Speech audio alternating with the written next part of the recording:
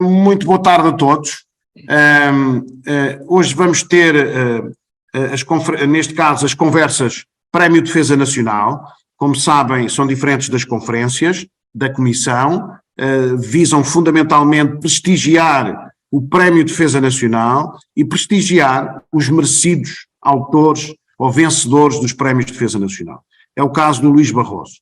E, portanto, só para destacar que também é exclusivamente via videoconferência e preferencialmente no local de trabalho. É exatamente isso que está a acontecer hoje. Ou seja, o coronel tirocinado Luís Fernando Machado Barroso, que ganhou o Prémio de Defesa Nacional 2013, encontra-se exatamente no IUM, no Instituto Universitário Militar, onde ele é coordenador da área de ensino e estudo das crises e conflitos armados. É também professor convidado do ISCTE, estava eu aqui a falar do ISCTE, e é professor e diretor do doutoramento em Ciências Militares. E os seus alunos estão ali na sala a assistir e outros por outros meios. Ele é doutorado, é mestre e doutorado em História, Defesa e Relações Internacionais, pelo ISCTE, Instituto Universitário de Lisboa. Tem várias obras publicadas, algumas com prémios científicos, inclusive esta com o Prémio de Defesa Nacional 2013, que aqui nos traz. Portanto, chama-se, o título é Salazar Caetano e o Reduto Branco, a manobra político-diplomática de Portugal na África Austral, 51-74. Eu não vou, como é tradicional, aqui desenvolver agora o currículo, só para os mais curiosos. Ele foi comandante do Regimento de Apoio Militar de Emergência em Abrantes, foi comandante do Regimento de Infantaria número 1, foi professor no IES, foi professor na Academia Militar, em termos de cargos internacionais esteve em Brunson, na Holanda, como J2 no Joint Force Command. Mas aqui é um bocado diferente, fazemos 2 ou 3 perguntas, e a minha pergunta passo já a Barroso. A primeira pergunta tem a ver com o seguinte: aqui no cruzamento de informação de onde é que nasceu, aparece que nasceu em Porto de Mós, depois aparecem outros a dizer que nasceu em Montalegre e, portanto, transmontano. Afinal, é um homem de Leiria ou é transmontano? Eu sou, muito boa tarde, obrigado pelo convite. Dizer o seguinte: o meu pai era militar da GNR. Muito bem.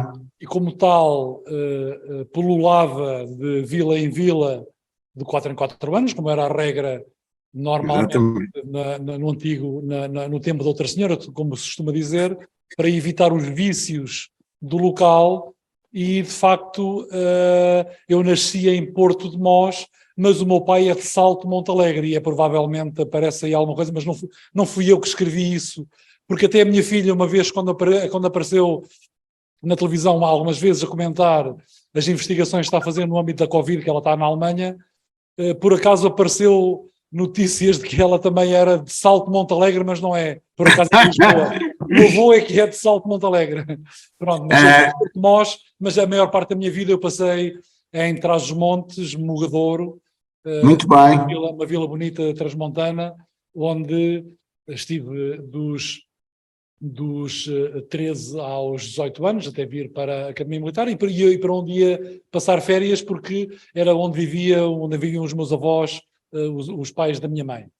Muito bem. Eu lidei eu comandei a companhia na Academia, o Barroso era cadete na altura, já estava no 4º ano, ele entrou em 86 na Academia, eu sempre fiquei com a imagem que era transmontano. Há bocado fiquei com a surpresa de Porto de Mós, eu digo assim, aqui aparece aqui qualquer coisa estranha. Mas ainda bem, já agora falou numa filha, mas eu sei que tem 2 filhas. É como eu, do meu clube. Ora, uma segunda questão, antes de começarmos a conferência, na carreira militar, a questão do doutoramento, que neste caso está associado ao Prémio de Defesa Nacional, eu gostava de saber a influência, a importância que teve, quer em termos pessoais, quer em termos profissionais, porque é diferente, o doutoramento que por si realizou, por sua iniciativa realizou e terminou e publicou no ISCTE, Instituto Universitário de Lisboa. Isto para incentivar aí os seus alunos do doutoramento em Ciências Militares. Ora bem, antes de mais, dizer que o motivo pelo qual eu acabei, aliás, quando o curso surgiu, como o João se lembra, era aquela cooperação entre o ISCTE e a Academia A Militar. academia, Começou com o ciclo de mestrado. Eu era aqui professor na tática no Instituto, exatamente. na altura IAM, e nem comecei com o IAM e depois com o IESM, e aproveitei, já que estava aqui, aproveitei para ir fazer o mestrado, e depois no decurso do mestrado acabei por entrar no doutoramento também do ISCTE e da Academia Militar, portanto foi tudo seguido entre 2006 e 2012. Acabou por ser uma experiência gratificante, até porque acaba por ser um objetivo. Tenho aqui quatro pessoas à minha frente e outros estarão em linha que vão iniciar agora o doutoramento. É um empreendimento de longo prazo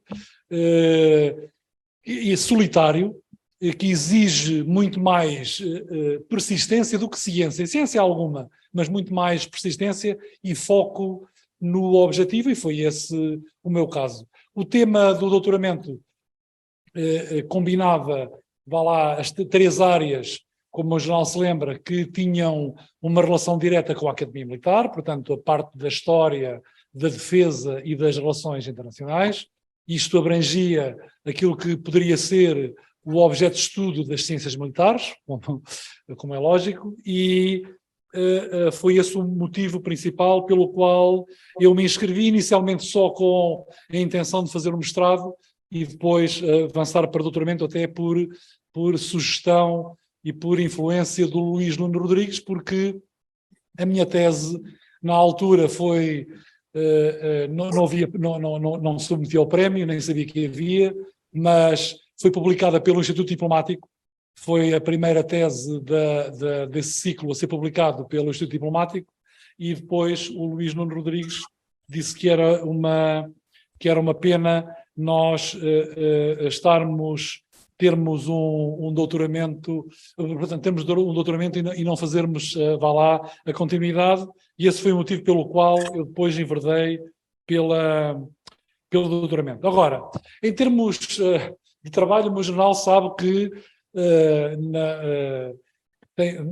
que não tem sido assim, de facto, muito benéfico na carreira, mas isso isto não é para assustar ninguém, até porque fez com que o meu jornal sabe tivesse que interromper um período de comando que eu estava a ter de ir para a Academia Militar por imposição do nosso jornal-chefe e por proposta sua, por causa das exigências da agência na altura, por causa de um conjunto de textos e de livros que iriam contar para para cumprir os critérios, e dá lá o facto de ter sido doutor também fez com que eu fosse colocado aqui após o SPOB. Agora, em termos conceituais, em tese, ter doutoramento é sempre uma mais-valia para quem o tem, até porque cada vez mais é necessário lidar na nossa função de gestor da violência. À medida que subimos na carreira, é preciso lidar cada vez mais da nossa função com o patamar decisório, e de facto o facto de ser doutorado, ter a experiência e de ser reconhecido pelos outros é uma mais-valia. Até porque na função de general, em termos em tese, a função de general exige que desempenhe uma função importante no domínio das relações civis militares, e, como é lógico, espera-se que na relação que há com o príncipe, o facto de ter doutoramento ajude nessa relação, em termos da credibilidade. Exatamente. Pelo facto de estar ligado à investigação que desenvolve o raciocínio crítico, a criatividade, e tudo isso é muito importante pelo menos na assessoria e na gestão da violência armada, que é para isso que o príncipe nos paga, e é aquilo que torna distintivo a função do oficial, porque podemos todos desempenhar funções de gestão estratégica numa empresa ou na administração pública, mas a única gestão a única função da administração pública que lida com a gestão da violência é a nossa profissão, e esse é o motivo pelo qual ter uma formação pós-graduada é de facto uma mais-valia. Apesar de às vezes isso colocar alguns entraves, como o jornal sabe, não vou agora estar aqui a falar, como o jornal sabe, alguns entraves junto do Comando Superior das Forças Armadas. Ou poderá colocar. Assino por baixo o que disse, obviamente sendo mais velho e tendo feito uma carreira nesse aspecto semelhante, obviamente sinto que foi uma mais-valia pessoal, e a instituição que tudo me deu também beneficiou disso. O resto, eu cito António Vieira também para o Luís Barroso, o resto é: nós somos o que fazemos, ponto. Padre António Vieira. E isso marcará para sempre a sua vida, e é um incentivo com estas palavras a quem está aí a fazer o doutoramento em Ciências Militares, e a todos aqueles que deram muito de si, para além do serviço normal, como disse há pouco, são os fins de semana, feriados, todas as noites a trabalhar. É um trabalho solitário, mas é um trabalho de grande realização em termos pessoais.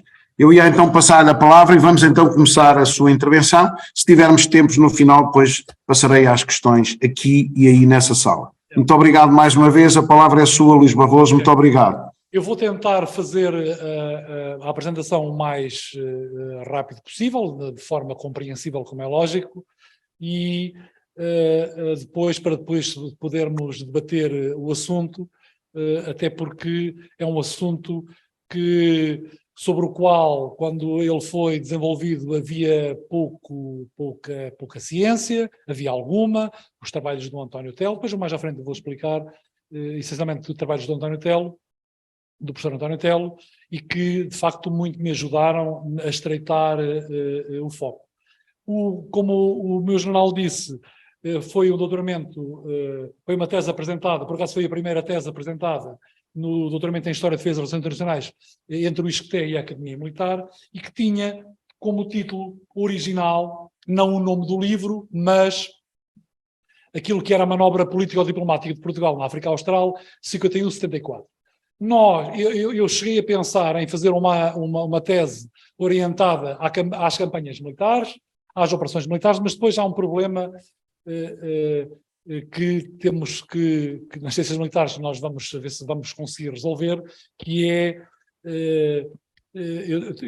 há alguma dúvida sobre a autonomia científica das operações militares, sobre aquilo que são os temas das campanhas militares, porque são fruto mais da doutrina do que do desenvolvimento da ciência, e isso coloca alguns entraves, e esse foi um dos motivos pelos quais eu acabei por não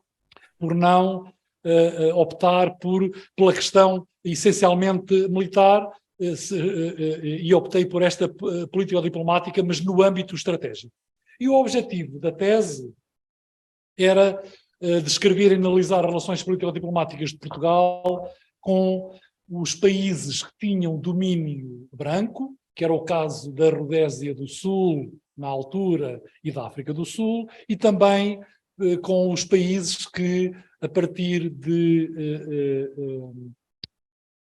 54, a partir de 64, passaram a ser independentes, que foi o Malawi e a Zâmbia, que juntamente com a Rodésia do Sul, o Malawi era a Nyasalandia e a Zâmbia era a Rodésia do Norte, constituíam aquilo que era a Federação das Rodésias em Nyasalandia, ou a República Central da África Central, como era também designada na Grã-Bretanha, de domínio britânico, e que tinha a característica de fazer fronteira com o anterior Congo, com Angola, Moçambique e com a África do Sul. E como tal, tinha, em termos estratégicos, geopolíticos, uma relevância muito grande para o governo português. E nós fizemos então uma análise dessa relação no âmbito daquilo que foi a política externa do governo português para resistir ao que se designou, os ventos da descolonização, não é? e este foi um aspecto muito importante e que é assumido a partir dos anos 50 pelo governo português como estratégico. E eu já vou explicar porquê.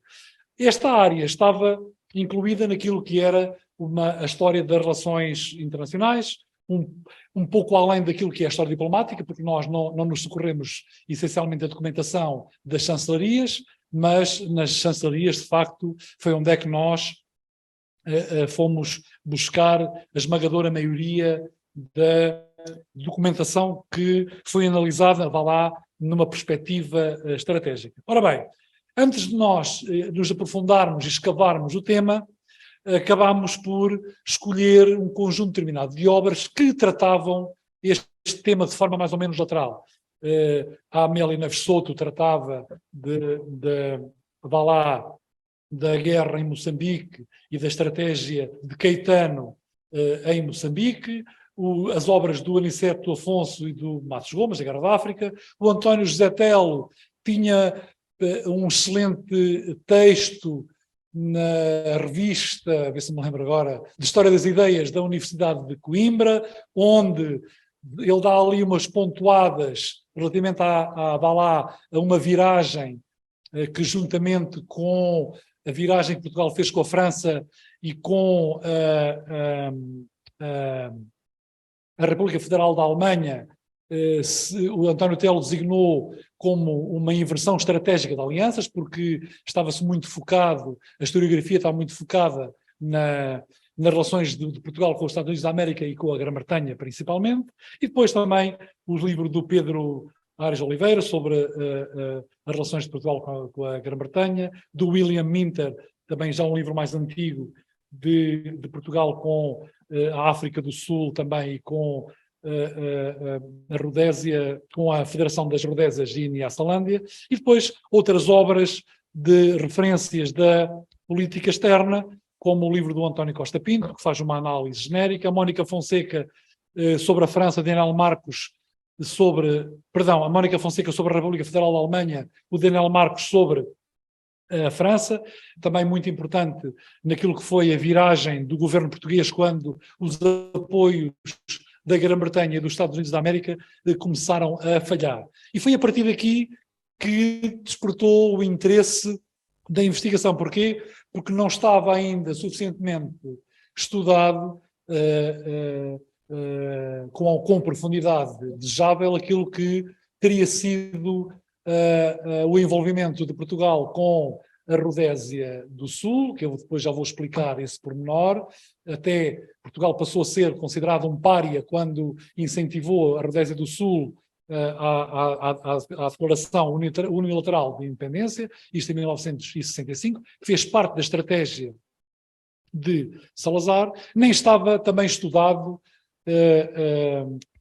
vá lá, a relação de Portugal com a África do Sul, embora se soubesse que na altura estava também o Aniceto Afonso e o Matos Gomes a estudar aquilo que foi conhecido como o exercício Alcor, que era uma aliança político-militar secreta entre Portugal, a África do Sul e a Rodésia, para, vá lá, subordinar toda a África Austral de domínio branco a uma estratégia militar e diplomática, económica, social, cultural, etc., para manter aquele reduto como o reduto branco.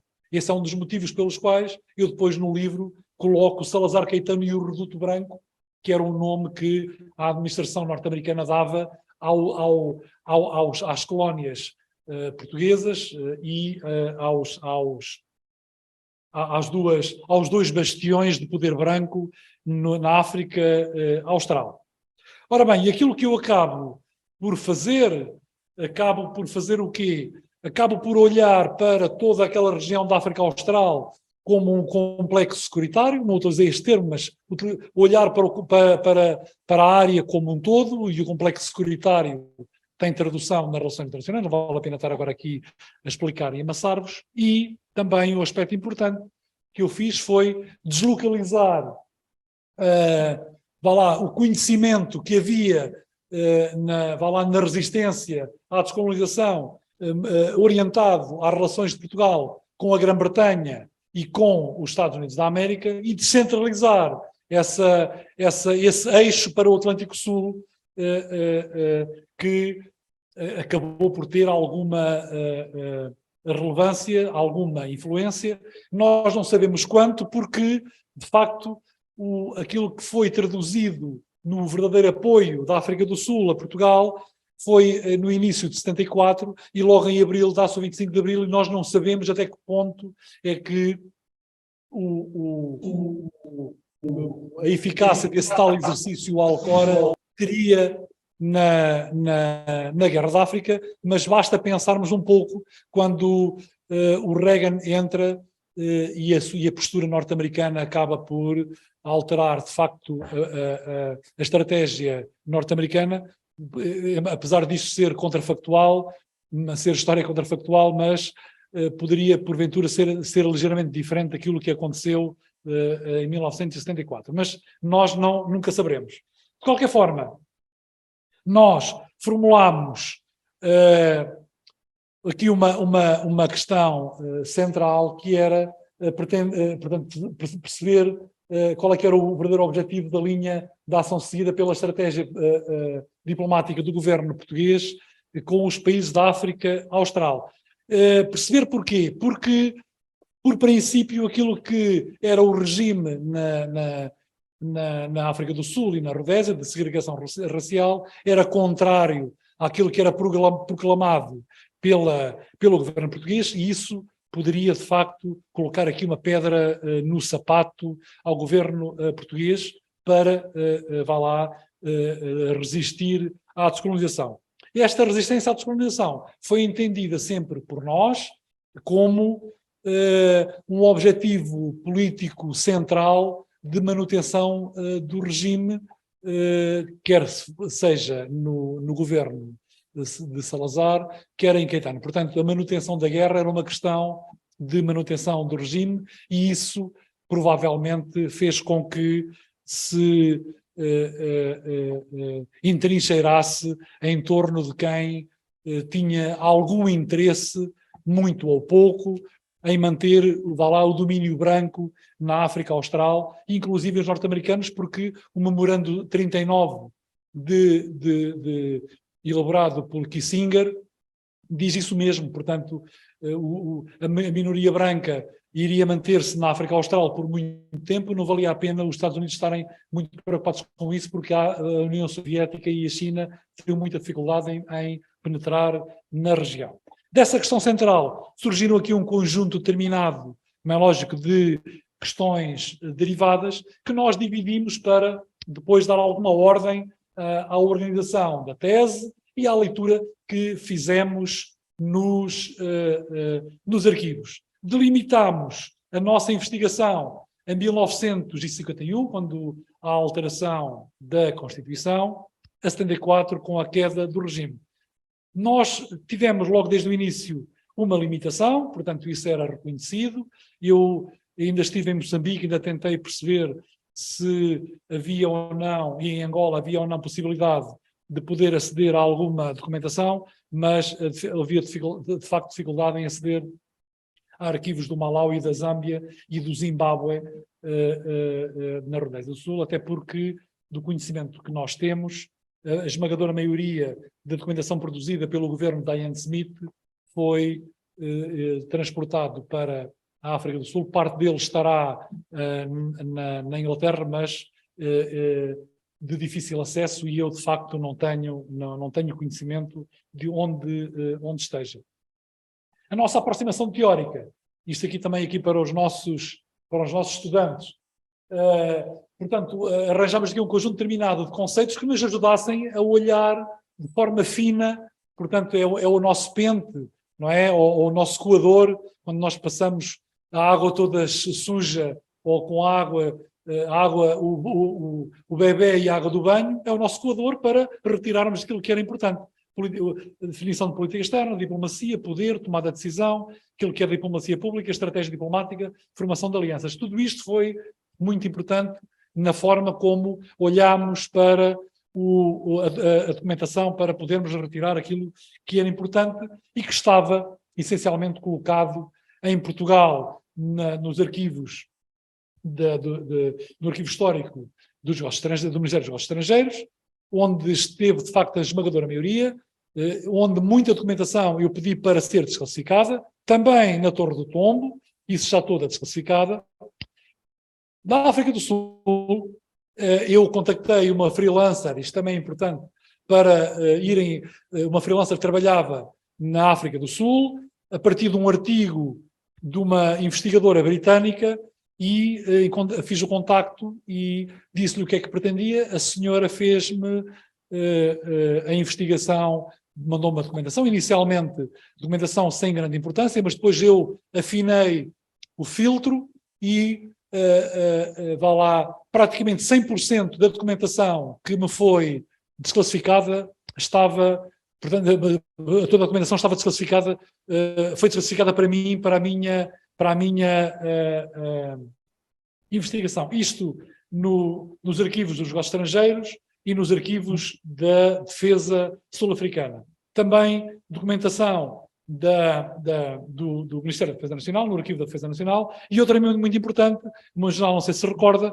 quando houve aquele projeto do professor António Telo, com vários investigadores, muita documentação veio dos Estados Unidos da América e de Londres, ficou na Academia Militar, e eu, de facto, utilizei alguma documentação também muito importante do Washington, de Londres e de Paris, onde eu me apercebi das negociações do início de 1974 para adquirir os aviões Mirage para a Guiné com o dinheiro da África do Sul. Ok? Pronto, organizámos o nosso trabalho em 4 capítulos, vá lá, 3 que foram o corpo e as conclusões, com milhares de notas de rodapé e com muitas páginas. Na altura ultrapassámos largamente aquilo que era a norma, mas fui autorizado a fazê-lo porque não podia deixar de colocar, isto por indicação do Luís Nuno Rodrigues, não podia deixar de incluir esta informação e a análise, e por isso nós fizemos uma tese com bem acima das 220 páginas, que era a norma, andará à volta das 400 páginas, mas teve que ser feito, e de qualquer forma ainda deixámos alguma documentação e alguma análise por fazer ali no período pós-25 de Abril, com alguma importância para aquilo que foi a guerra depois, a guerra civil em Angola, em Moçambique, com interferência no primeiro lado em Angola da África do Sul, portanto, e a intervenção da União Soviética. Não se pode compreender essa guerra sem a guerra colonial portuguesa e nem sem a relação da África do Sul com o esforço de guerra português em Angola, principalmente no sul de Angola. Já na Primeira Guerra Mundial, como já sabe, na Grande Guerra, o sul de Angola foi o grande problema com a Grã-Bretanha e com a África do Sul e com os Boers, e também o mesmo para Moçambique. De qualquer forma, esse ficou de fora porque acabámos por não ter aqui o espaço suficiente. E a minha tese, grosso modo, pode ser resumida a um pequeno gráfico que se pode resumir a uma frase típica da desconfiança à aliança. Isto porquê? Porque inicialmente Portugal, quando entra nas Nações Unidas, vai defender o seu legado histórico-jurídico para manter os territórios ultramarinos, as designadas províncias, consegue manter até o início dos anos 60 essa doutrina histórico-jurídica com algum sucesso, afastando sempre o relacionamento que ia havendo com a África do Sul e com a Rodésia por causa do apartheid, mas depois as considerações estratégicas do ambiente operacional, aquilo que começava a ser o esforço de guerra que Salazar tinha concebido como de baixa intensidade, foi aumentando de intensidade, foi estendendo no tempo, e Portugal, como era um país de poucos recursos, teve que, de forma de forma inteligente, posso dizê-lo, Salazar e Caetano, mais Salazar do que Caetano, porque Caetano já herda uma guerra. O que é que faz?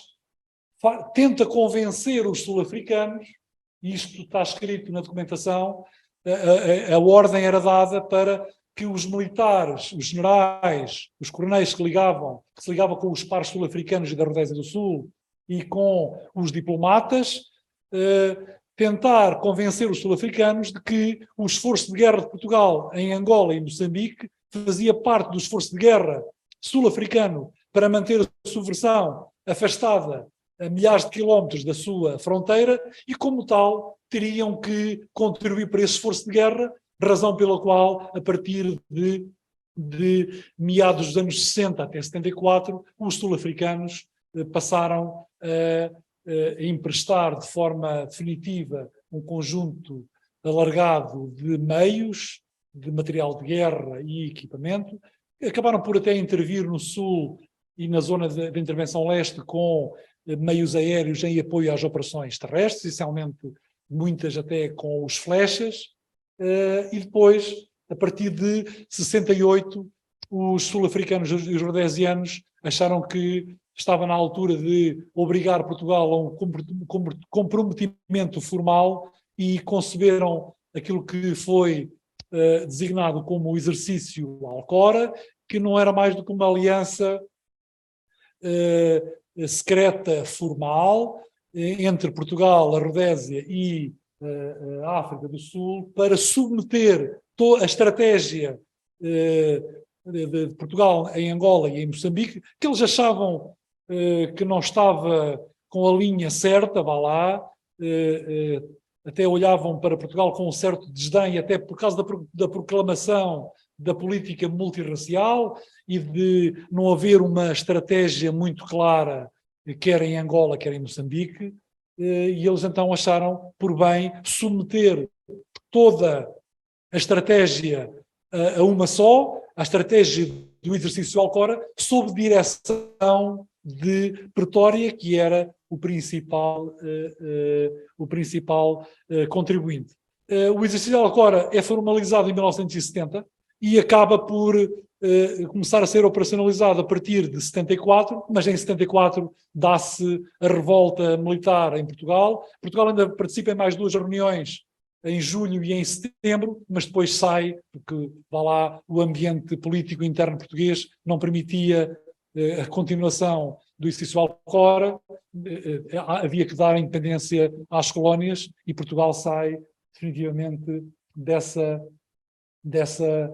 aliança. E o que é facto é que aquilo que era um afastamento político, pelo menos aos olhos, vá lá, das democracias ocidentais e da NATO, passa a ter que se estreitar a partir do início dos anos 60, porque Portugal era um país pequeno e necessitava de apoio. Isto está consubstanciado naquilo que foram as nossas principais conclusões. A África do Sul como principal ponto de referência, uma necessidade por causa do afastamento, pelo menos afastamento público, dos Estados Unidos da América e da Grã-Bretanha, principalmente nos primeiros anos de Kennedy, porque depois com Johnson e depois com Nixon as coisas mudaram, precisamente com Nixon. Provavelmente Caetano até ficaria convencido que com Nixon os Estados Unidos da América iriam fornecer apoio militar direto, pelo menos de equipamento, que não foi bem assim, apesar dos olhos de Nixon serem diferentes dos de Kennedy, e esse foi também um aspecto importante na relação com Pretória, até porque Pretória tinha uma relação privilegiada com Washington por causa dos interesses económicos na África do Sul, em termos daquilo que era para o investimento norte-americano e o valor do ouro. A aproximação à Rodésia do Sul faz-se em meados dos anos 60 e a ideia muito provável é que Portugal incentivou a Rodésia do Sul a uma declaração unilateral de independência para mostrar, pelo menos à elite branca essencialmente de Angola, que de facto, se optassem também por essa via, poderia ser um mau exemplo, e estava também ao mesmo tempo a ter ali um regime que iria apoiar na luta contra o nacionalismo negro. A relação com o Malau e com a Zâmbia já é substancialmente diferente. Com a Zâmbia tinha uma relação próxima, era não alinhado, mas tinha uma relação próxima com os movimentos de libertação em Angola e em Moçambique. Portugal tinha a chave do comércio da Zâmbia, porque as linhas de comunicações eram através do caminho de ferro de Benguela e através de Moçambique, através da Rodésia, o mesmo com o Malawi, e a estratégia portuguesa foi fazer com que esses dois países colaborassem com Portugal. Implicações do estudo, vá lá aquilo que é a mais-valia, a descentralização daquilo que era a investigação, a historiografia na altura, a descentralização da Europa e do Atlântico para a África Austral, uma análise a um assunto que foi novo porque foi baseado na documentação que nós pedimos para se classificar, portanto tudo aquilo foi documentação nova e depois permite melhor compreender aquele que foi o caminho da entrada da ONU até à Aliança Alcora e ajuda também a compreender, como é lógico, a capacidade que o governo português teve em resistir durante 13 anos. E agora, fora desta questão, eu já falei com o meu general acerca disso, eu estou um bocadinho parado, mas estou a estudar as relações civis militares e a perceber qual é que foi a estratégia de Caetano entre 68 e 74, a partir da documentação do Conselho Superior de Defesa Nacional, que também foi eu e o Zé Matos que pedimos para desclassificar, e foi esta investigação que me permitiu olhar para a documentação com uma certa curiosidade, até porque muito daquilo que estava na estratégia militar de Portugal na Guiné era dependente do apoio que a África do Sul iria dar a Portugal para comprar o equipamento e até aumentar o soldo dos soldados, comprar os Mirage por causa da Guiné-Conakry, etc. Portanto, tudo isso fazia parte da estratégia portuguesa para não deixar cair a Guiné, porque se a Guiné caísse, os outros dois cairiam, e Caetano não queria que nem Angola nem Moçambique caíssem na órbita da África do Sul, mas sim mantivessem uma relação próxima com Portugal, e esta investigação permitiu-me olhar com uma lupa diferente para essa questão da Guiné. Muito obrigado pela vossa atenção e, como é lógico, estou à vossa disposição. Muito obrigado, Luís Barroso, foi excelente, sobretudo na maneira como apresentou, é muito importante para quem está a fazer o doutoramento, e nós temos aqui pelo menos 6 doutorandos nas minhas contas, e é muito importante perceber a metodologia, porque a parte factual está escrita, mas é perceberem o ponto de partida para o ponto de chegada e aquilo que são as inovações da investigação. É muito importante, muito obrigado. Eu ia passar então a quem nos está a ouvir, se tiver alguma questão, e eu passo a um dos atores. Meu general, faz favor, a palavra é sua.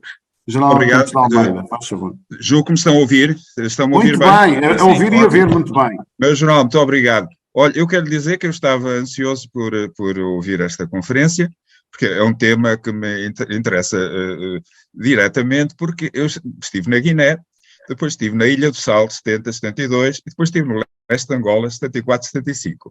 E esta questão dos acordos de Alcora sempre me fascinaram por uma razão. Porque normalmente, e é essa a pergunta que eu vou fazer depois ao nosso conferencista, que de resto fez um trabalho admirável de pesquisa e investigação, que eu não fiz, naturalmente. A questão tem a ver com a relação, o equilíbrio entre Portugal, África do Sul e a Rodésia em termos de custos-benefícios. Ou seja, Normalmente, as pessoas têm a tendência para dizer que, e também o conferencista também disse de alguma forma, embora de uma forma velada, que Portugal foi apoiado pela África do Sul. E de facto foi. Mas havia aqui interesses que eram muito, muito ligados. E eu recordo que no leste de Angola, onde eu estive, os sul-africanos estavam lá para ajudar a tropa portuguesa, etc., etc., até mesmo com o material, mas eles estavam lá essencialmente para travar a progressão da SWAPO, dos guerrilheiros do Sudoeste Africano. E estavam lá essencialmente também para aprender connosco em termos de tática do conflito subversivo. Nós sabíamos muito mais do que eles sobre isso, não é? E não é por acaso que eu estava na Força Aérea no Oeste de Angola, nós tínhamos uma série de aeródromos dependentes da base-mãe, que era Henrique Carvalho, e dois deles eram Gá Coutinho e Cuito Naval, onde os sul-africanos atuavam. E tinham helicópteros e faziam as operações, tinham pessoal de transmissões, pessoal de manutenção, pilotos, etc. Mas eles estavam a aprender e estavam, naturalmente, também, não propriamente a lutar e preocupados com os guerrilheiros que lutavam contra Portugal, mas com os próprios guerrilheiros deles que atravessavam o sul de Angola, mais propriamente o sudeste de Angola, para entrar no sudeste africano. E depois há outro aspecto também, que naturalmente o nosso conferencista, se calhar, possivelmente também terá tratado, e que sempre me fascinou, é que a África do Sul, como sabem, na altura, era o Estado que tinha mais sanções das Nações Unidas e boicotes. E, nomeadamente, quando eu estive na Ilha do Sal, naturalmente que eu percebi-me disso, a África do Sul vivia exclusivamente através do apoio aéreo que nós lhe dávamos na Ilha do Sal. Todos os voos da South African Airways eram feitos através da Ilha do Sal, porque na altura os aviões não tinham ainda uma capacidade, um raio de ação que lhes permitisse fazer voos de Londres diretamente para Joanesburgo. E eu estava lá na Ilha do Sal e diariamente, ou quase diariamente, via as tripulações sul-africanas a serem substituídas na Ilha do Sal e tudo mais. Ou seja, o que eu queria perguntar então, finalmente, é isto. Será que nós tivemos muitas vantagens, nomeadamente em relação, até mesmo em termos financeiros, como foi dito pelo conferencista, e até no apoio, eventualmente, para a compra dos Mirages para a Guiné, que também era uma questão fundamental, mas também ainda existe outra questão, que também julgo que não foi tratado, ou que terá tratado na sua tese, que é a questão energética, não é? Quer dizer, Portugal também tinha, com a Cabora Bassa e com tudo mais, toda uma estratégia de apoio e de cooperação com a África do Sul. Portanto, a minha pergunta, meu caro Luís Barroso, vai-me desculpar, é assim, será que nós éramos os pedintes, os que estávamos a receber, estávamos a beneficiar, ou nós éramos aqueles que, servindo de tampão e servindo de apoio, fizemos com que a África do Sul sobrevivesse mais uns anos, não é? Porque a gente sabe que depois, passado alguns anos da nossa retirada, a África do Sul e a Rodésia colapsaram. Muito obrigado pela... Meu general, nós é que agradecemos, foi muitíssimo importante a sua intervenção, para todos nós que estamos aqui a ver e aqueles que nos vão ver mais tarde no YouTube. A sua experiência e essa interligação das suas diferentes comissões dá uma visão diferente da praxis, mas certamente que o Barroso, que desenvolveu, porque eu já li a tese, desenvolveu também alguns destes aspectos, claro. E eu passo então a palavra ao Luís Barroso. Muito obrigado. Muito obrigado, meu general. De facto, estes pontos estão todos focados na minha tese. Como é lógico, há custo-benefício. Custo-benefício, a ideia da aliança é sempre todos beneficiarem o máximo com o mínimo custo. Portanto, a questão é esta. Eu, antes de passar à SWAP e à Ilha do Sal e à questão energética, posso dizer-lhe o seguinte: havia uma questão que era de ponto de honra de Salazar, pelo menos de acordo com a documentação que aparece, que é Salazar não queria fazer o pedido direto à África do Sul. E utilizou esse subterfúgio numa reunião que teve com um emissário do Verorde, em 1964, aqui em Lisboa, um embaixador Tasswell, que chegou a ser o embaixador da África do Sul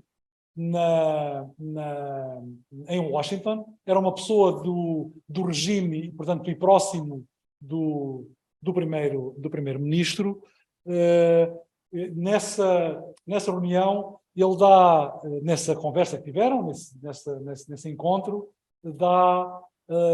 portanto, lança ali, isto escrito pelo Tasswell, dizer, bem, o Salazar não quer pedir diretamente, mas deixou-me aqui meia dúzia de pontas para que nós os apoiemos, porque eles de facto estão a necessitar do apoio, e estamos a falar de 64, e em 64 era quando a situação económica, de acordo com os dados que nós dispunhamos, a situação económica e a situação material das Forças Armadas Portuguesas estava mais débil e a situação militar era um pouco mais confusa. Portanto, como é lógico, os dois beneficiavam, e até a África do Sul acabava por beneficiar mais, porque quem estava junto à fronteira, portanto, a subversão estava junto à fronteira deles, não estava junto à fronteira da metrópole, cá, aqui na Europa. Portanto, esta questão, ambos beneficiavam e, como é lógico, a África do Sul beneficiava muito. A questão da SWAPO é aqui um ponto central. Porquê? Porque, como o meu general, não sei se se recorda, não se deve recordar, em 1966, o Botha, que acabou por ser depois o primeiro-ministro, ministro da Defesa na altura, vem a Lisboa e vem dizer ao ministro da Defesa português, ao Horácio Sá Viana Rebelo, salvo erro, general Viana Rebelo, vem dizer o seguinte, que era necessário que Portugal reforçasse o sul de Angola, porque a SWAPO conseguia entrar naquilo que hoje é a Namíbia, portanto no sudoeste africano, e que Portugal tinha poucas forças aí e estava muito centrado, ou estava a começar a centrar-se muito na defesa das principais cidades e no Planalto Central e também na zona leste, e o que é facto é que Portugal demorou algum tempo, o governo, o Ministro da Defesa e o SENC demoraram algum tempo a resolver esse problema e chegou até a um ultimato sul-africano, dizer, olha, vocês já reforçam o sul de Angola, foi nessa altura que a Operação Bombaim, como já se deve recordar, Operação Aérea de Apoio Aéreo no sul de Angola, com o posto de mando em Cuito-Canaval, salvo erro, e em Henriquinha, agora não me recordo, já foi há algum tempo, não me recordo, que ou vocês reforçam o sul de Angola, ou nós deixamos de vos dar apoio. De facto, a SWAPO, a questão da SWAPO, da penetração da SWAPO naquilo que é hoje o Sudeste Africano, foi também um ponto importante. Outro aspecto e isso eu trabalho muito na tese, porque é um dos aspectos centrais da formulação do exercício Alcora, é a questão mesmo da SWAPO, o sul de Angola e o Sudoeste Africano, ou atual Namíbia. Outra questão importante é a questão da Ilha do Sal. De facto, os senhores acabaram até por emprestar alguma quantidade, eu não me recordo agora dos valores, para melhorar o aeroporto do Sal, porque funcionava como uma base sul-africana, porque era dali que podiam chegar e vir da Europa e era um aeroporto onde eles se apoiavam por causa das sanções, tal qual como Portugal fez com a Rodésia, Salisbúria para Lisboa. Lisboa funcionou também como porta de entrada e saída de Salisbúria para as várias partes do mundo, porque quando o Ian Smith declara a independência unilateral, também foi alvo de sanções e deixaram de haver voos para Salisbúria, e Salisbúria utilizava a África do Sul e Lisboa para se ligar ao resto da Europa e da América. Depois, também outro ponto que nós abordámos é a questão energética de Cabora Bassa, que era um empreendimento enorme a partir da exploração do rio Zambeze, que além das questões estratégicas da área de operações em Moçambique, teria a finalidade depois de abastecer, o projeto económico que havia para a África Austral, que ficaria muito dependente desse empreendimento de Cabora Bassa e de outro depois, que acabou por não ser depois iniciado, pelo menos nessa altura, com esse fim, ou com essa magnitude, que era também o empreendimento do Cunene, também para apoiar o desenvolvimento e instalação de brancos no sul de Angola. Muito obrigado pelas suas perguntas, não sei se eu respondi, mas aqui a questão é a questão do win-win, todos ganham com o mínimo de custos. Muito obrigado. Muito obrigado pela sua resposta. Ainda não li o seu livro, a sua obra, mas vou lê-lo certamente. Muito obrigado. Muito obrigado também, meu general, foi muito importante a questão.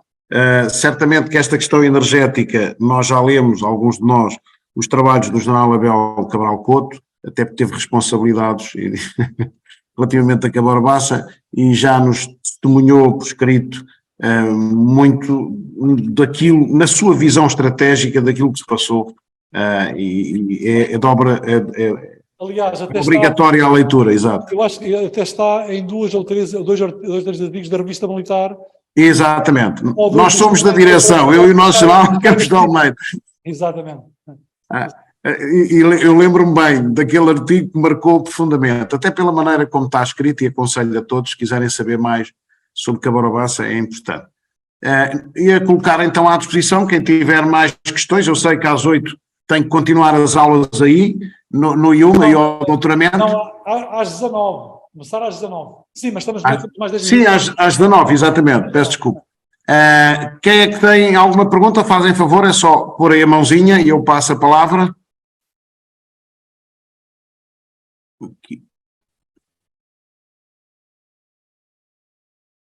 Eu não estou a ver.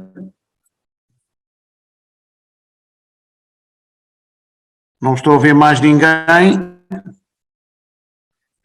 Eu penso que não vou, já discuti algumas questões relativamente a este tema, não vou entrar em mais pormenores, até porque as questões que colocou o general Campos de Almeida, 3 questões na prática, foram questões importantes, trabalhadas também no livro e apresentadas e respondidas aqui, e ficamos com uma noção agora, sobretudo depois das questões, compreendemos melhor esta relação com a África do Sul, de Portugal com a África do Sul, e sobretudo... Já agora... Sim, Barroso. Agora o seguinte, também já que estão aqui os alunos de doutoramento e alguns estão em linha, que há sempre aqui uma questão muito difícil no doutoramento, que é escolher o objeto, eu vou discutir isto com eles daqui a bocado, escolher o objeto, do que é que será o objeto de uma tese, aqui alguns fatores de ordem interna, como pode ser o gosto do investigador e do orientador, mas depois há as questões externas, do interesse da comunidade académica, e também posso dizer que, e o meu jornal sabe, que a tese acabou por ser convertida por mim em revistas internacionais de classificação nos primeiros quartis da Web of Science e da Scopus.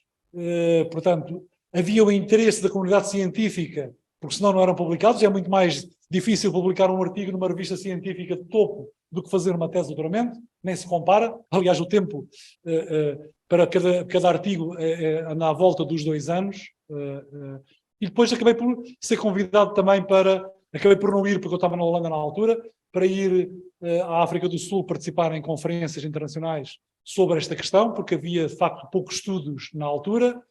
Fui também abordado para os Estados Unidos da América, tive que declinar, e quando o meu general ainda era comandante da Academia Militar e, entre aspas, me obrigou a acumular com o comando em Beja, eu fui depois convidado pela Oxford University Press para fazer um texto que está publicado na Enciclopédia da História Africana, na Research, na Enciclopédia de História, da Investigação da História Africana, também um artigo de conjunto onde eu apresento a minha tese e depois eu jogo a tese com o conhecimento sobre o assunto, e que quem estiver interessado pode consultar, porque faço ali o jogo entre o conhecimento que eu apresento e aquilo que era o estado do conhecimento quando fiz esse artigo, e como é que acedi aos arquivos e quais arquivos para qualquer investigador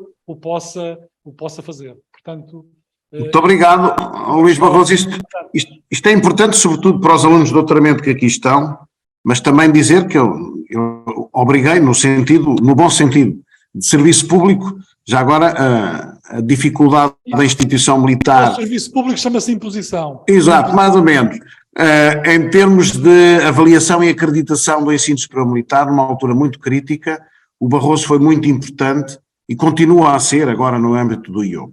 Nós somos poucos e aqueles que têm trabalhos publicados em revistas estrangeiras, então são pouquíssimos, e eu lembro-me da lista, ainda ontem falei isso no IUM, na apresentação da reforma do ensino superior militar, a lista que a própria A3ES tinha na mão de 20 e tal investigadores da academia, doutorados, militares e civis, o Barroso estava na linha da frente.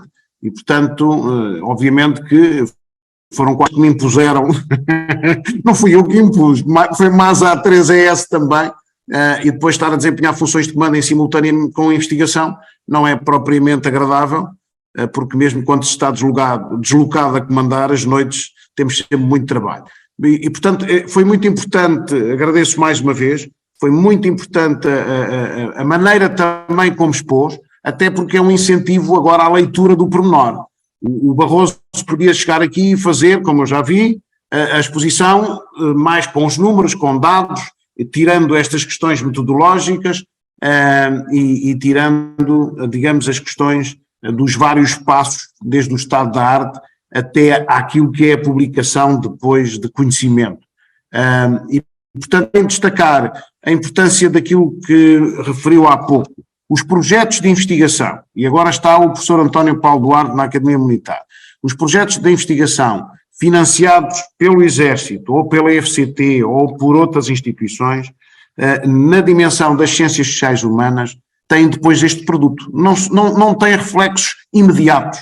Porventura terão a 10, 15 anos até, porque depois, como nós sabemos, daquele projeto que eu acompanhei, vocês continuaram a trabalhar todos aqueles documentos que obtiveram na África do Sul, em França e em Londres, eu lembro-me bem disso que acompanhei nas reuniões, e ainda hoje, obviamente que há repercussões muito positivas desses projetos em termos de conhecimento, mais-valia depois indireta para as instituições que servimos. Em nome de todos os presentes e daqueles que nos vão ver pelo YouTube, um grande abraço, os nossos agradecimentos, Luís Barroso, e mais uma vez os parabéns por este Prémio de Defesa Nacional 2013, que pode ser sempre relido com imenso prazer, porque estas matérias, obviamente, são matérias importantes para todos nós que gostamos de História Militar, em particular de Portugal. Muito obrigado a todos. Estamos com os 50 anos, qualquer que são os 50 anos do 25 de Abril, está na altura de revisitar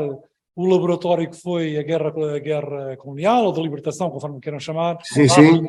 Vá lá, porque de facto as ciências militares têm ali, e a história militar tem ali muito ainda para fazer, e esperamos que o IUM seja ponta de lança, assim se saiba aproveitar a oportunidade. Ainda bem que me tirou as palavras, porque era isso que eu ia referir. Para terminar, nós temos um projeto para quem está a ouvir e sobretudo para os investigadores. Nós temos um projeto de investigação ligado exatamente à Guerra da África 61-75, está aberto, tem prémios, e depois fazemos a ponte, nós e o IUM, e o Luís Barroso vai estar no processo, em ter a reunião no IUM em breve, fazemos a ponte de maneira a que tenhamos mais investigadores a trabalhar o próximo colóquio da Comissão, e o General Campos de Almeida também faz parte do Conselho Científico. O próximo colóquio, já sabe, o próximo colóquio é exatamente sobre a Guerra da África 61-75, e é importante trabalhar o colóquio em simultâneo com projetos de investigação apoiados pela Comissão Portuguesa de História Militar e neste caso também pelo IUM, na que é a divulgação interna. Muito obrigado a todos, uma boa noite para todos e continuação de uma boa aula aí ao doutoramento aí no IUM. Obrigado. Boa noite, obrigado. Bom, agora tenho aqui lá em cima.